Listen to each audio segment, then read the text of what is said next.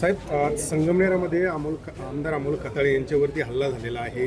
कार्यकर्ते संतप्त आहे. नेमके या सगळ्यांची काय पार्श्वभूमी समोर आलेली आहे आणि तुमची पहिली प्रतिक्रिया काय आहे? मी प्रथमतः ह्या झालेल्या बॅड हल्ल्याचा तर मी निषेध करतो आहे.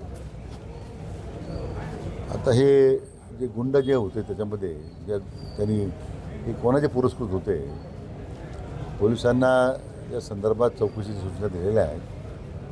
परंतु अशा प्रकारचा बॅड हल्ला करून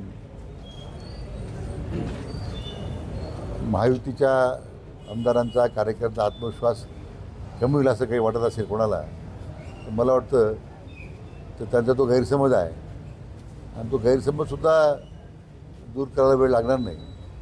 पण शेवटी कायदा हातात घेणं उचित नाही.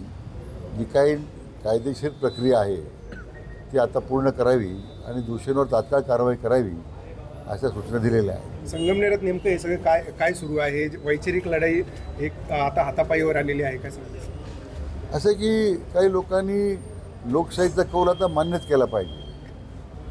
आता जर त्यांना लोकशाही मान्य नाही आहे, ठोकशाहीच मान्य असेल तर मला वाटतं त्याच पद्धतीने तालुक्यातले कार्यकर्ते उत्तर देतील.